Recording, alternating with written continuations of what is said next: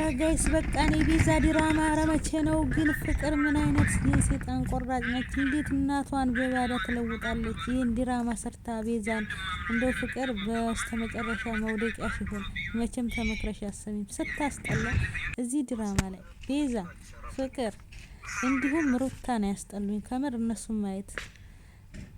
ኧረ እባካችሁ ምንድነው አንድ አይነት ነገር ደህና ነገር አሳዩን የሚያስተምር ነገር ቤተሰብ እውነት እስኪ እንደው አሁን ምንድነው የምንማረው ከቤዛ ሁሌ ተንኮልና ክፋት ቤተሰብ። ለማንኛውም ግን አንዳንድ ተሩታ አይነት ሴት ተማሩበት። ወንድ ልጅ ካልፈለገ በግድ ሙጭኝ ምንድነው እንደዚህ አይነት ሩታ ተከበሪ። አሁን አንቺ አይነት አሁን እውነት በድራማስ ቢሆን ደህና ነገር ነው የምንማረው ምን ማለት ነው? እና የእሱ አይነት ሴት ካላችሁ ራሳችሁን በዛ አይነት ስታንዳርድ ማለት ነው። ወንድ ልጅ ፈልጓችሁ ሲመጣ እንጂ እናንተ ስፈልጉት ይጠብራል። በቃ ተፈላጊ ሁሉ መሆን አለባችሁ። ደግሞ ሴት ልጅ ራሷን ከጠበቀች አንደኛው ሰው ይፈልጋል፣ ሌላው ይፈልጋታል። ተፈላጊ ናት። 4 ነጥብ። እና ዴና የዴብ ነገር ተንዛዛ አይገልጸውም። ዴና ዴብ ቆይ መቼ ነው የሚጋቡት? እነ ባቡሬና ለሊ አሁን ጀምረው እንግዲህ ቀለበት ከዛ ትዳር እና ዴ መቼ ነው ቀለበት ያሰሩት? እኔ የምለው ነገር አደይ ዴብን አያገባትም። ይቅርታ አድርጉልኝና እና እስካሁን ድረስ ምን ይሰራሉ? ከገጠር እንኳን እንደተመለሱ እናትየው ውጭ ሄዳለ ነበር። ወዲያው ማግባት አይችልም ምን? ይሄስ እናንተ መልሱ። ወንድ ልጅ ለማግባት ምክንያት እየፈጠረ የሚቀር ከሆነ ሴቶች ጊዜያቸው አታቃጥሉ ማለት ነው።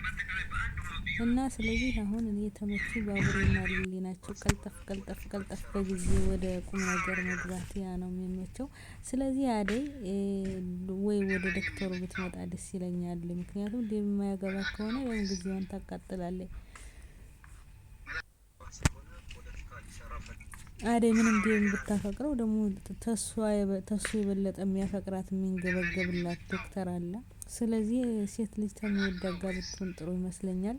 ዴብ ቅናት ነው ያለበት፣ ቅናት አለበት። ቢወዳትም ውሳኔ ያቅቶታል፣ መወሰን አልቻለም። ለምን?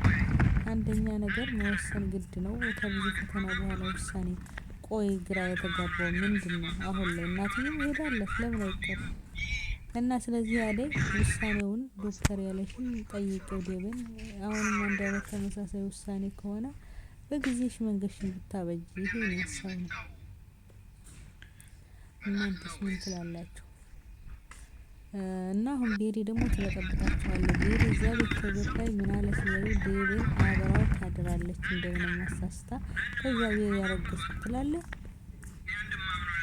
ቤሪ ካረገዘ ደግሞ ያለምንም ጥርጥር አደይን ትቶ ያገባታል ዴብ ማለት ነው። ቤሪ ካረገዘች አንደኛ እናቷ ተሷ ጋር እንድትሆን ትፈልጋለች። ሁለተኛ ደግሞ እንግዲህ ልጄ ምናምን በሚባል ነገር ብዙ ሴቶች ወንዶች የሚያጠምዱበት ነገር በልጅ ነው ማለት ነው።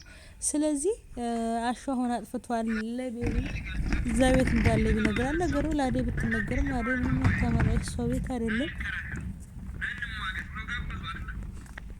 ቤሪን ከዛ ቤት ጎትታ ልታስወጣት አትችልም። ስለዚህ ምን አለች በሉኝ አሁን ቤሪና ዴብ አብረው ያድራሉ ማለት ነው። ቤሪ ቀላል እንዳትመስላቸው። ስለዚህ ፍቅርና ቤዛ ደግሞ መጨረሻ ያረበ ምን ጉድ ነው እንደው ማለት ነው። እናትየው የፍቅር እናት በጣም የዋህ ነች። ቤዛ የፍቅር እናት ፍቅርን የሆነ ነገር ብታረግልኝ ደስ ይለኛል። ከባድ ነገር የምትማርበት እንኳን አይመስለኝም። እሷ ከመከራ ነው በምክር የምትመከር አይደለችም። እና ያሳዝናል። ቤዛ ይሄን ያህል ጥላቻ፣ የሰው ልጅ ይሄን ያህል ተንኮልና ክፋት። እንደው ሴጣን እኮ ትበልጣለች። ቤዛ ከሴጣን ቀድማ ትገኛለች። ክፋቱን ከየት አንጥታ ቀነባብራ እንደምታረገው በተአምር ይገርመኛል። የቤዛ ነገር ማለት ነው። እና የፍቅር እናት አይ ምስኪን ወይኔ ቤዛ አላለችም። ኧረ ወዲያ አንዳንዴ እንዳንሸወድ ትምህርት እንውሰድ። ተመሳሳይ እና ፍቅር ለልጇ ስታለቅስ የእናትሽን ቤትና ካርታ ወስዳ ጉድ ያሳየናል። የደም እንባ ስታለቅሽ ማለት ነው። እና ስለዚህ ዳኒ እኮ ክፉ ሰው አይደለም። ቤዛ ነች ክፉ እንዲሆን ከእሷ ጋር እንዲተባበር ያደረገችው። በቃ ለሰው መራራት የለብንም እያለች ማለት ነው። እና ከክፉ አትዋሉ የሚባለው ልክ እንደ ዳኒ ነው። ዳኒ ታላቅ እህቱ ቤዛ እውነት መልካም ሴት ብትሆን መልካም ይሆን ነበር። ግን እሱ እንኳን ከሷ ተሽሎ እሷ ባትለው እንኳን መልካም ሰው ለመሆን ሲሞክር እንዳትሆን ለሰው እንዳታዝን እያለች በግድ ሳይፈልግ ክፉ እንዲሆን እያደረገች በግድ ተገዶ እኮ ነው ዳኒ በግድ ክፉ እንዲሆን እያደረገች በሁለት አስራ እኔ ላንተ ብዬ በሚባል ነገር አትመኑ ማለት ነው። ላንተ ብሎ የሚሉ ሰዎች ለኛ ብለው ምንም አያደርጉም። ይሄን ነው ሰው የሚኖረው ለራሱ ነው።